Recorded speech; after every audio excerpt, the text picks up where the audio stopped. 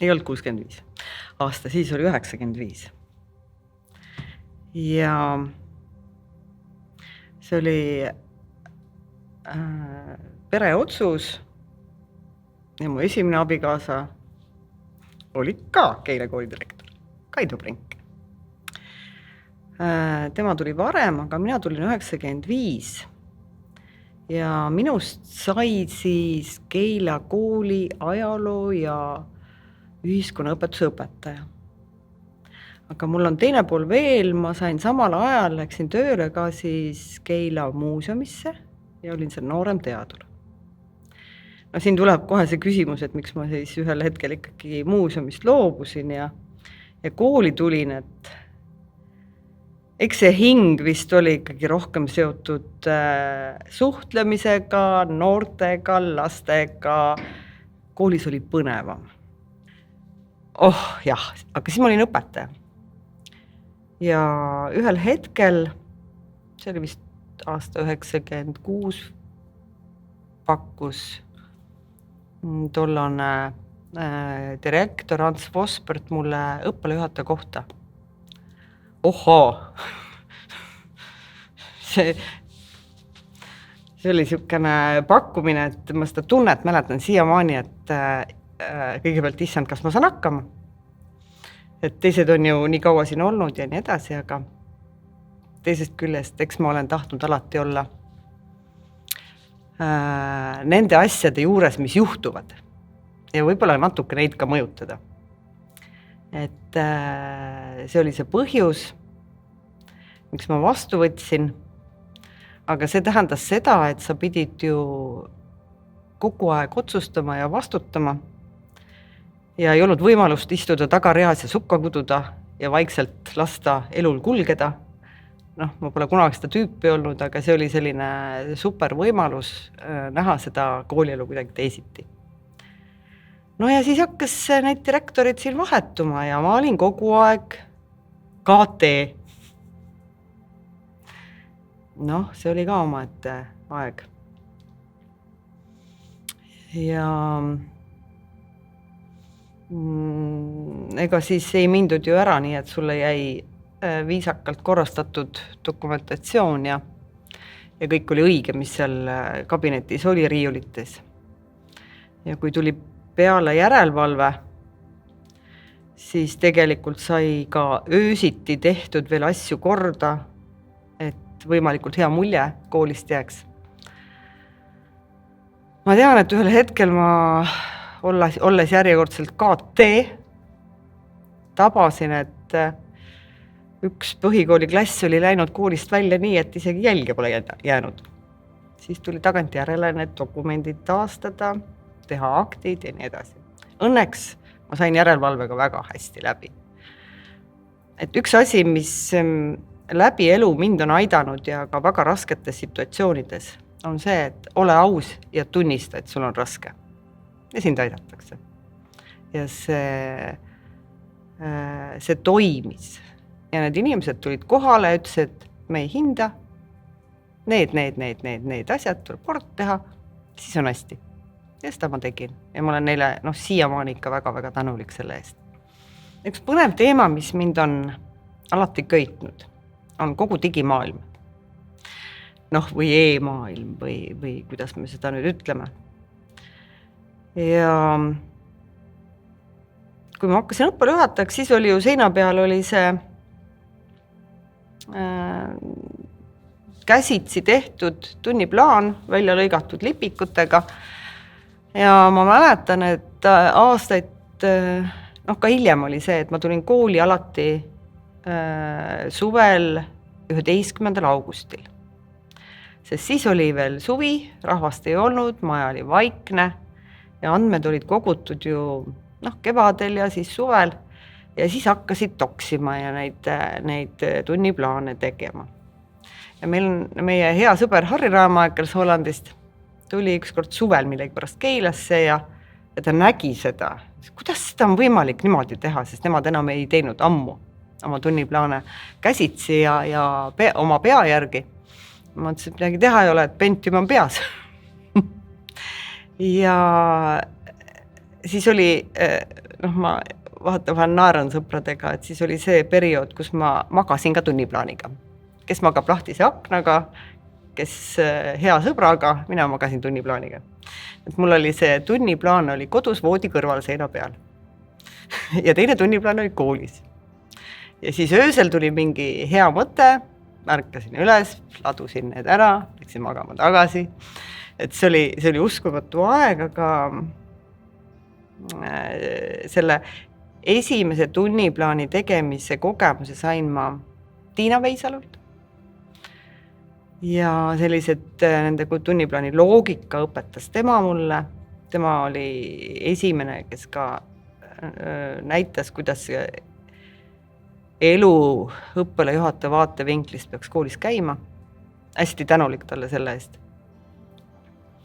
Aga jah, siis kui see juba maailm hakkas minema sellise elektrooniliste tunniplaanide peale, no Eestis ei olnud seda. Ja siis tollane direktor oli saanud kuskilt, see oli, kuidas nüüd viisakalt öelda, pätsatud, varastatud piraatprogramm, Soome oma, soomekeelne, esimene tunniplaani programm. Ja muidugi asjast absoluutselt midagi teadmata, mida see võiks tähendada, me teeme ära selle. Aga kui sa oled juba niimoodi öelnud ja huvitav on see, et kui sa ütled, et sa kõvasti välja, et see läheb nii või sa teed niimoodi, siis tegelikult see lähebki ja me tegime selle ära. Kõige hullem, et ainult käsitsi tuli siis sealt välja kirjutada, sest seda ei olnud võimalik printida.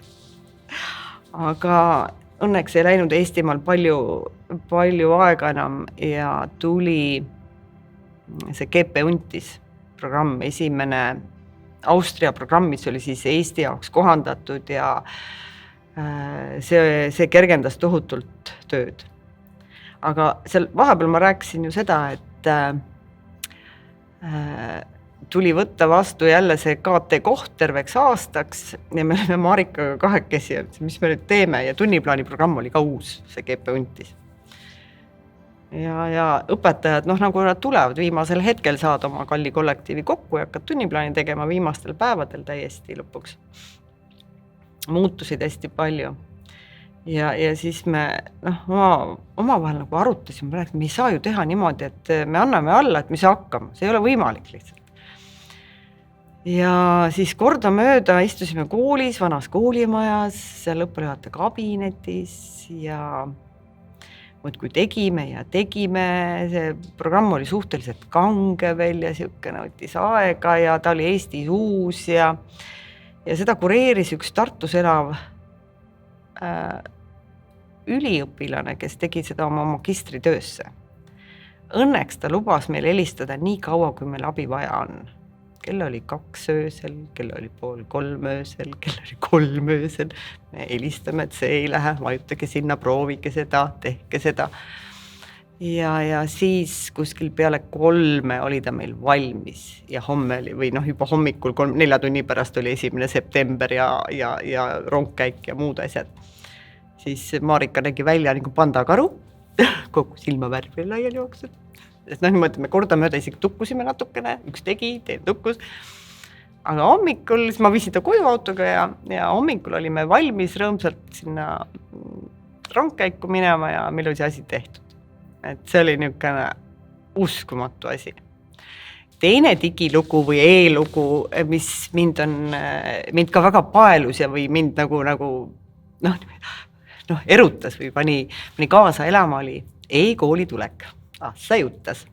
Päevikud oli kõik karjunud paberpäevikud täitma, mis on kohutavalt palju neid päevikuid täitnud, käsitsi ja nummerdanud ja nimesid kirjutanud ja kõik paberis. Ja üks hästi vahva inimene sai kooli tööle infojuhiks ja Eneli Prei. Ja enamus õpetajad kartsid teda. Väga ilus naine, väga nutikas, väga asjalik, aga kõik kartsid. Ega mina ka, eks ju, kui ma mäletan, kui ma esimest korda arvutit nägin ja sinna ette istuma pandi, siis juhendaja ütles, et kõik on hästi. Te istute juba näoga ekraanis poole. Yes! ja noh, nii ta minema hakkas ja ega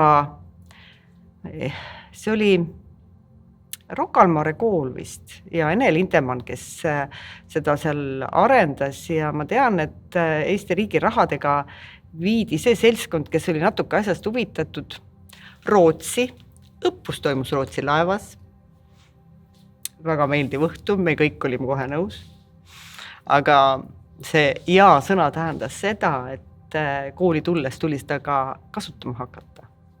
Sa püha püss. Õpetajad endast täitsa väljas. Noh, kõige raskem on igasuguste muutuste läbiviimine, igasuguste uute asjade sisse toomine. No, eks siis vaikselt sai sellist lobitööd tehtud ja Viimsi kooli õpetajaid ja õppejuhte sai kaasatud sellesse lobitöösse, nad tulid ja rääkisid, mis asi see e-kool on ja et nemad ka harjutasid ja ka kartsid ja siis olid nõus sellele üle minema gümnaasiumiastme õpetajad, see oli mingi aasta 2004-2005 ja oli esimene kooliaste, Kaili Vaikmaa oli seal ja siis oli veel keegi. Nii et keskaste jäi praktiliselt eemale, sest need õpetajad, kes millega pärast seal õpetasid, nemad veel ei julgenud. Ja see oli vahva fenomen, et e-kooli kõrval, mida nad siis hoolega nad täitma hakkasid, kasutasid nad paralleelselt veel paberpäevikut. Ja osa kooli veel üldse ei kasutanud, eks ju. Siis me leppisime Eneliga kokku, et me teeme sükse leebe ülemineku ja vaatame, mis siis aasta pärast saab, et kas me läheme siis paberi peale tagasi või läheme siis juba seda e-kooli peale. Ja no ei olnud midagi teha, sügisel läksid siis, kui see aasta oli möödas, siis läks ikka terve kool e-kooli peale ja täiesti ja paberpäevikud jäeti ka kasutusele võtmata, need inimesed tarjusid sellega ära, aga see aasta oli ikka nii mõnelegi valus, eks ju. Leiti, et küll läheb palju aega selle täitmiseks ja nii edasi. Aga e-kool oli siis nii kaua, kuni oli minu teine tulemine. Mul on neid tulemisi siin mitu olnud. Ja kui 2012 ma tulin siia, sest ega maailm ju areneb, elu areneb ja mulle on alati sellised uued põnevad väljakutsed meeldinud. Ma ei tea, millega see lõpeb. Aga siis oli tulnud selline asi nagu e-päevik ja stuudium. Ja aasta oli 2012, ma mõtlesin, e-päevik siin koolis, et see on ta nii vana ja kange ja stuudium oli märksa kasutaja sõbralikum ja selline märksa parem, kui tollel hetkel see e-kool. E-kool on nüüd ka natuke arenenud juba, nii et ei saa midagi halba öelda. Aga ma tulin mardipäeval kooli. Võtsin oma tulin kooli õpetajaks mardipäeval 2012 ja mul oli korv kommidega kaasa, siis ma hakkasin seda maailma avastama, milline see Keila kool oli.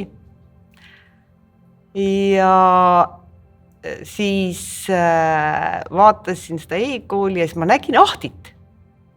Ahti minu õpilane. Jumal, tark poiss oli kooli ajal. Nüüd ka, ikka kooli ajal. Ja ta oli siin info või arvutiõpetaja. Ja ma leidsin, et tema selline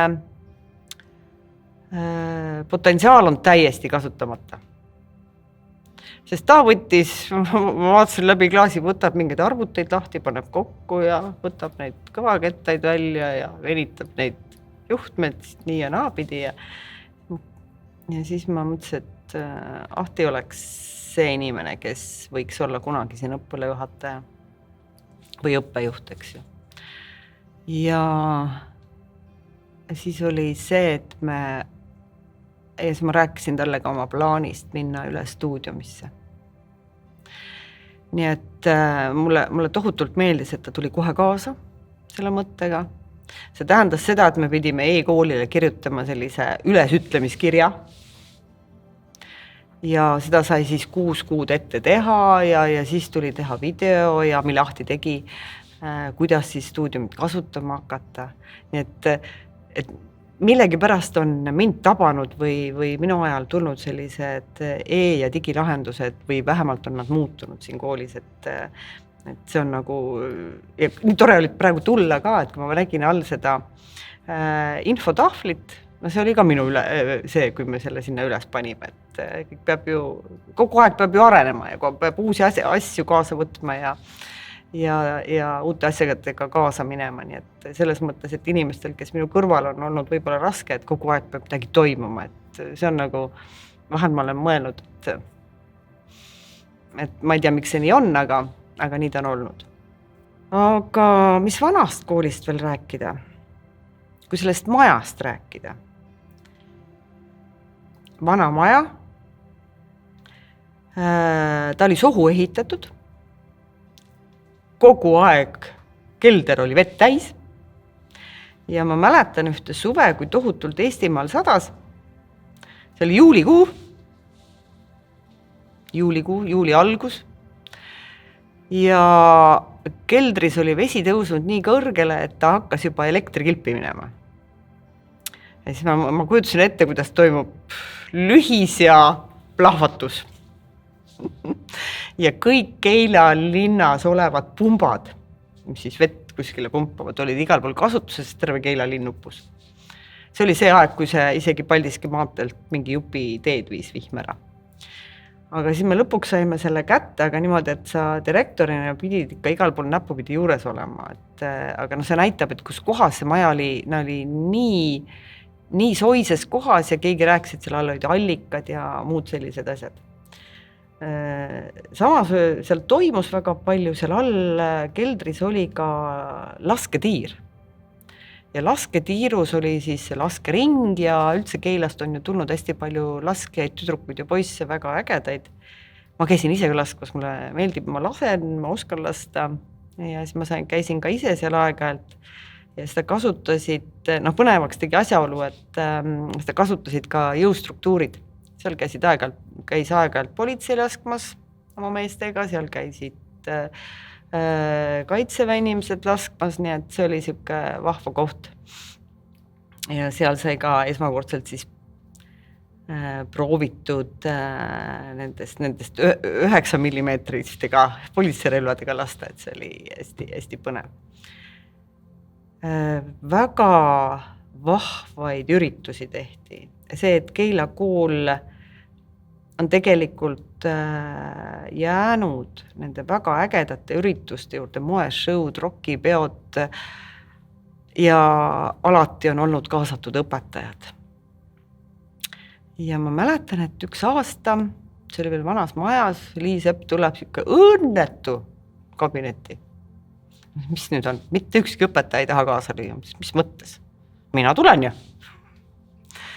Ja see oli tookord, kui ma tegin seda, ma ütlesin, et ma lähen lavale üksi. Ego laks ikka kohutav inimeselt, et siiamaani mõtlen, et mis asja. Ma läksin siis nahas, neetis ja kiivris. Mootorratturina läksin lavale, sest me abikaasaga sõitsime mootorrattaga palju ringi. Ja siis oli, tagant tuli see muusika Road to Hell, suitsu. Ja siis mõte, et rahvas oli ju ümber see catwalk oli tehtud ja siis ma viskasin need kindaid ära ja siis tõmbasin kiivri ära ja selle sukka. Siis hakkas, see on ju tere. Ja seal ees olid 7. klassi poisid vist ja need vaatasid niimoodi, et see ei ole võimalik, sest ma olin kogu aeg, ikka kontsa ja kostüümi tädi olnud, eks ju. Ja et näha minus mingisugust teist poolt. Mõtlen, et see võib-olla on odav populaarsus, aga pärast tükk aega need samad poisid, kes seal ees olid, see on teismelised 7.8 klass. Et kui pärast nägid mind kooli peal, siis nad vaatasid ikka väga, see oli hea pilguga mu peal, et ikkagi inimene, direktor, aga ikkagi inimene. Et see oli see, mis endale nagu tohutult meelde jäi, aga see, mida õpetajad koos õpilastega laval tegid, et see on siiamaani meelde jäänud ja ma ütlen, et see tase on ikka super olnud. Millise õhina ja see oli nagu teine õppekava. mida siit keelekoolis kaasa sai. Mida lapsed on saanud kaasa väga ammusest ajast ja mida me hakkasime tegema siis, kui oli Karmo ja enne teda, ma ei saa öelda, Kaspar, jah. Kogu aeg oli vaja, heli oli vaja, valgust, kõik pidi toimima ja üks hirmus jama. Järelikult tuli ikkagi, lapsed ära kasutada, milleks neid siin siis muidu pidada, on ju. Ja siis poistele see teema meeldis ja siis tekkis selline nagu üksteise väljaõpetamise rida järjest. Uued noored tulid ja õppisid selle asja ära ja tänu sellele on meie koolist läinud ikka ju väga palju seda sama, kas helirežiid või valgusrežiid õppima ja need inimesi siin Eestimaa peal on. Et see on andnud sellise väga, väga suure elukogemuse ja võimaluse või lisavariandi neil elus edasi minna ja oma asju teha. Sa mainisid eelnevalt oma jutus Rutt Kuknert, kes oli tõeline muuseumi ja kooli ajaloo fänn. Tal oli vanas majas oli oma muuseumiruum ja aeg-ajalt ma lihtsalt eksisin sinna, kui ma mitte ei eksinud, aga või läksin ikkagi täiesti eesmärgipäraselt, et kui saada maailmast rahu, väga normaalse inimesega rääkida, kes väärtustas elu ja lugu ja siis sai temaga koos filosofeerida ja arutada ja haridusest ja noorte tulevikust ja millest kõigest, eks. Tänu temale sai välja antud ka see nii-öelda sinine raamat, eks ju, Õpime elule. Ja see, millise pühendumusega ta seda tegi, seda oli kõrvalt lust vaadata ja natuke sai sinna kaasa aidatud. Et me vajame aeg-ajalt mingeid raamatuid, filme, mis räägivad meist endist, selleks, et mitte unustada. Väga ägedatest inimestest, kui rääkida, Liis Eppa sai juba mainitud, kui tal oli noor ja energiat palju ja ta jõudis kohutavalt palju. Ta oli täiskohaga huvijuht ja täiskohaga geograafiaõpetaja. Kohutav koormus. Aga ta jäi ellu. Pärast ma sain aru, et natuke oma tervise hinnaga. Aga see tahtmine teha ja eks see tahtmine teha on tal siiamaani ja ilmselt ka vanaemana on ta praegu väga äge vanaema, sest tal on see selline energia sees, mis viib ta ikka jälle noorte ja laste juurde. Kui headest kolleegidest veel rääkida, kellega on hästi palju nalja saanud ja kes ka siiani on majas, on Eve Salmistu. Siis temaga, meil tekkis nagu selline sõpruskond. Eve Salmistu, siis oli Reet Merilain, kes oli bioloogiaõpetaja, mina, siis oli Liis Epp selles ja minu kallis abikaasa ütles, et see on mutimetroo. Mutid said kokku, jõid veini ja arutasid maailmasju. Ja siis kuigi see mutimetroo enam väga kiiresti ei liigu või ei sõida jaamast jaama, siis sellegi poolest aeg-ajalt saame kokku ja räägime ja sellesse metroosse on ka sisenenud Kalina, kellega on ka alati väga tore.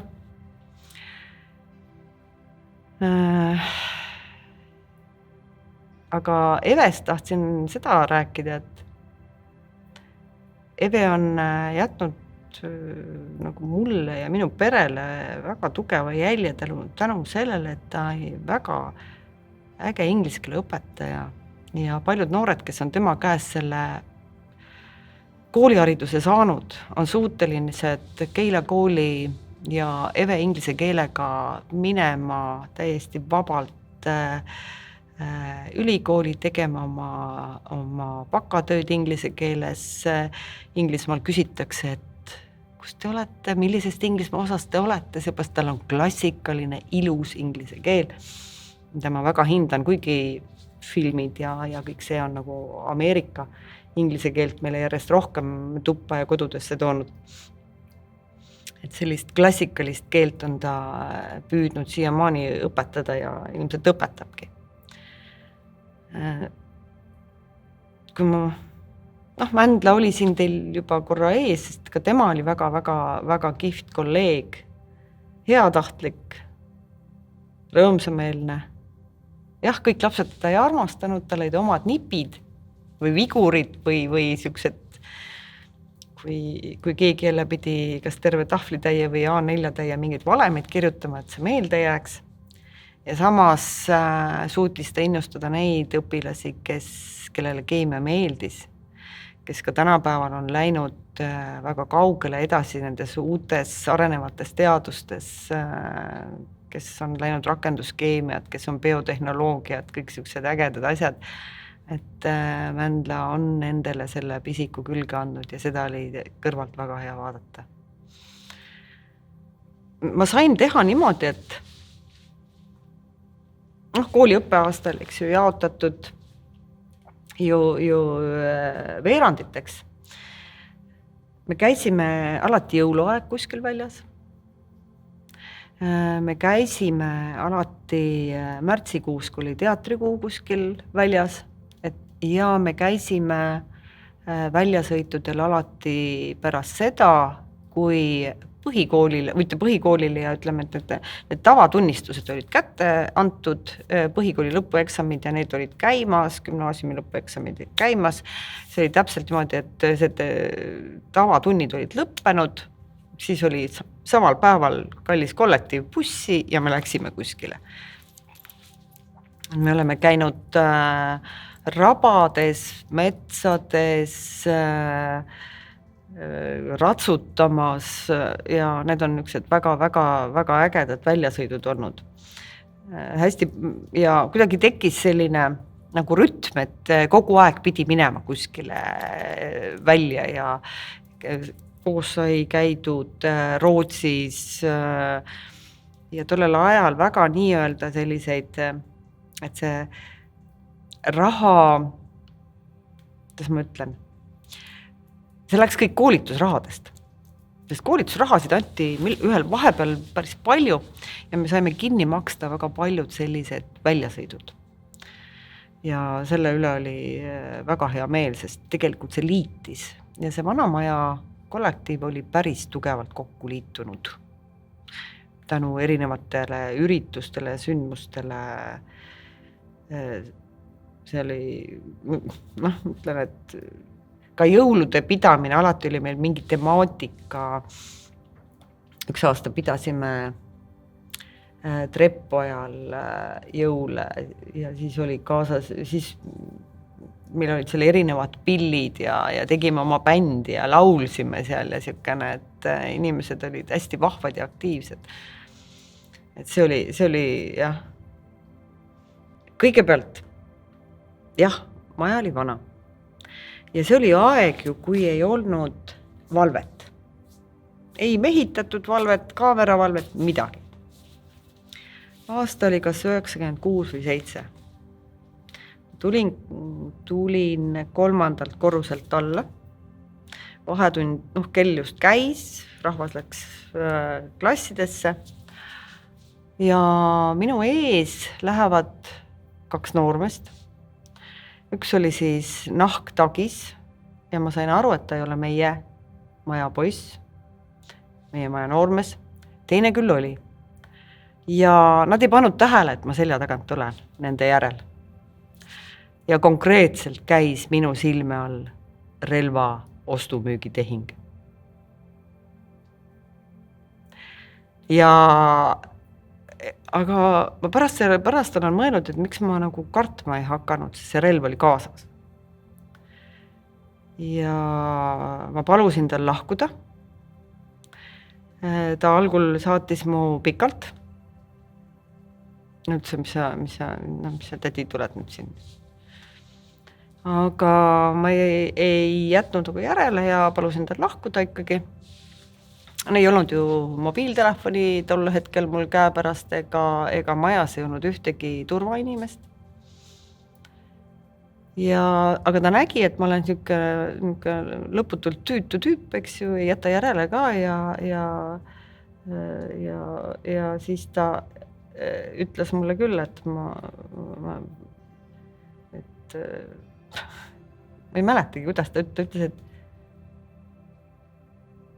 väga nõme tädi või midagi taolist. Okei, mis seal ikka, eks ju. Aga jäin enda juurde, ta läks majast välja, aga see oli selline viimane piisk selles karikas, kus pidevalt tuli nagu endal välja saata inimesi, kes sinna ei kuulunud. Ja siis ma linnavalitsusse läksin ja ütlesin, et teate, et mul lihtsalt füüsiliselt jõud ei käi üle ja ma ei saa vastutada maja eest, mis on kogu aeg lahti ja kuhu kõik võivad tulla.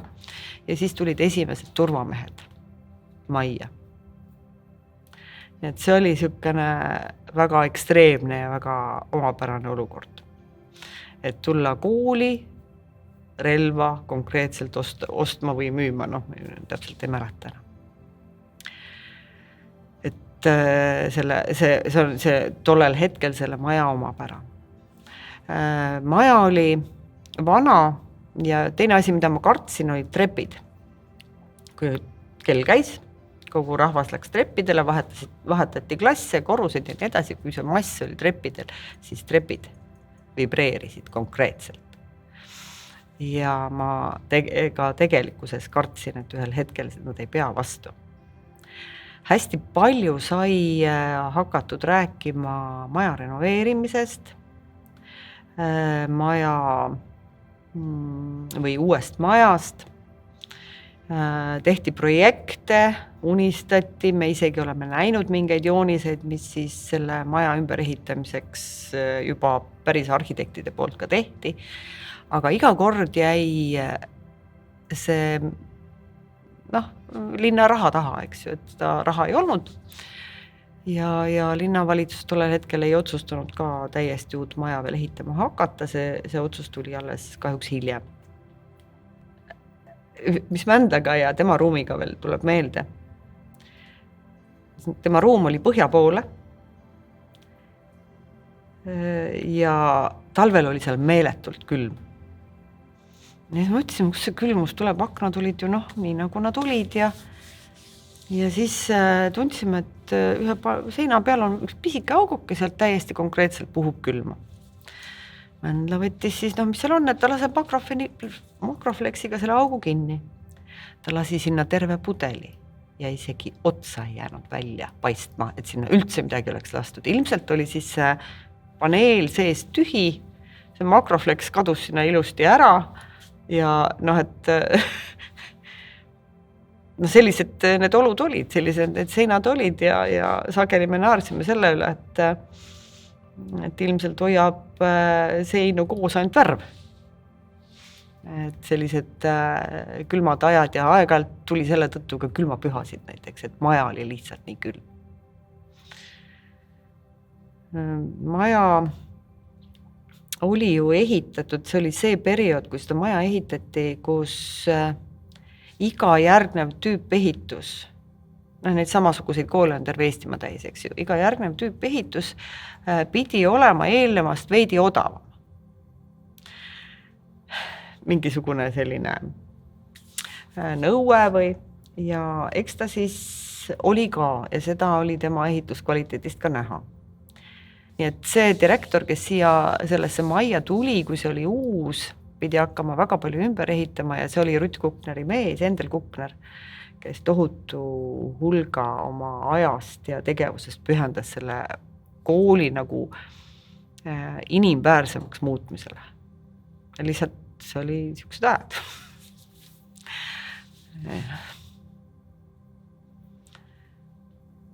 Järjest ehitasime ka juurde. Ma tean, et kui koolis pidi hakkama tööle sellised inimesed, kelle ülesanne oli lapsi toetada ja aidata, need olid siis psühholoogid ja sotsiaalpedagoogid. No ei ole ruumi majas. Lapsi tuleb Keilasse järjest rohkem, ruumi koolis ei ole. Aga psühholoogi sa ei pane ju kuskil kellegagi kokku. Ja sa ei lähe ka oma muret kortma, kui keegi on kõrval. No mis siis teha? Ohverdasime 4. korruse vetsud. ja ehitasime ümber psühholoogi ja sotsiaalpedagoogi ruumideks. Ja ma olen hästi palju mõelnud, et miks tehti selline tüüpprojekt või miks selline, et ta meenutas mulle nagu tehast, koridorid, siis tsehhid niimoodi, et ta nagu ei olnud nagu laste jaoks või arengu jaoks või selline, ta oli nagu millegi tootmiseks. Me tootsime siis inimmaterjali või kuidagi, see oli hästi kummaline. Ruum mõjub inimesele, sinna ei ole midagi teha. Ja inimene sageli samastub ruumiga, kus ta viibib. Ja seetõttu siin oli tohutult palju lastele neid arenguvõimalusi ja kuidagi märksa loomingulisem oli see keskkool, vabam keskkond ja mulle see maja siiani väga-väga meeldib. Ja siin oli neid võimalusi kuidagi vaadata maailma teistmoodi. Mulle meeldib see logo, see Põhjanaela logo, mida annab tõlgendada ja igal pool kasutada ja selline tehniline maja, väga ägeda tehnikaga maja, mida saab kasutada õppetöös. Et see on suurepärane. Ehmatas esialgu hall, et liiga palju halli oli mu jaoks. Ja siis, kui loovtööde käigus, ma ei mäleta selle tüdruku nime, ta tegi selle pika vaiba, mis selle ilmapuu peal nüüd on, eks ju. Ja see on endiselt seal. Siis see oli, ta nii palju andis juurde, või ma kuidagi tundsin, et see on, et selle halli peale saab tegelikult üles ehitada hästi palju loovust, et see hall nagu hakkab toetama seda, kui sinna tuleb mingi värvi, mingisugused näitused, asjad, et siis ma sain aru, miks ta hall peab olema. Esialgu ehmatas mind pärast, ma sain aru, miks ta vaja on või milleks ta saab kasutada, kui ainult tahta.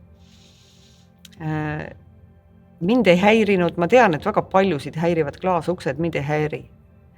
Mulle meeldis liikuda mööda maja tunni ajal ja ma nägin, kuidas inimesed tegid tööd, kuidas nad õppisid ja need klaasuksed rääkisid hästi palju. Välja ju ei kosta tegelikult koridori midagi eriti. Ja samal ajal nende inimeste kohta ma nägin, et kus on selline väga konservatiivne õppimissüsteem, kõik istuvad laua peal. Ma lähen mööda, mõni ootab silmurgast, türe liigub. Ja samas teised elasid tunnis, eks ju. Ma usun, et seal tunnis oli rohkem seda taustamüra või lärmi või kuidas keegi seda ütleb, aga seal nagu toimus midagi. Ei olnud selline mina annan, sina võtad, paneme kotti, pakime ära ja tehtud, eks ju. Vaid seal toimus nagu selline, nendes klassides ja inimestega toimus midagi muud, mis oli palju ägedam kui see, mis toimus nendes klassides, kus käed olid laua peal. Et seda oli ühest küljest enda jaoks hästi hariv ja huvitav vaadata, et inimesed ongi erinevad. Ja samas ma mõtlesin, et ka lapsed peavad saama selle väga erineva maailma kogemusi, et sellest siis nagu enda jaoks moodustada oma maailm.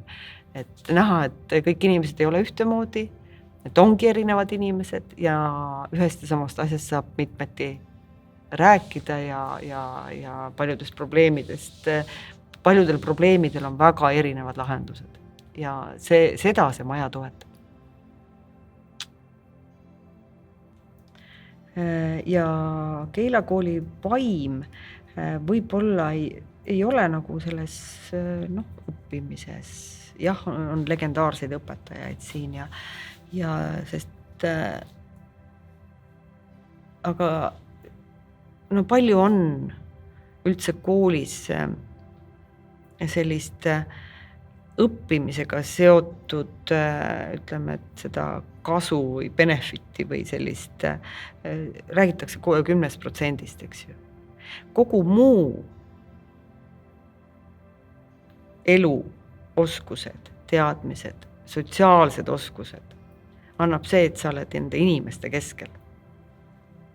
Ja kui sa saad veel 10% sealt õpitud ja teadmisi, siis sa lähed edukalt väga ilusti läbi elu. Ja Keila kooli ju igatsevad taga vilistlased, meenutavad neid aegu. Kui see kool oleks ükskõik või jätaks inimesi ükskõikseks, siis nad ei tuleks tagasi. Järelikult siin on midagi, ükskõik kuidas me seda nimetame, on see vaim või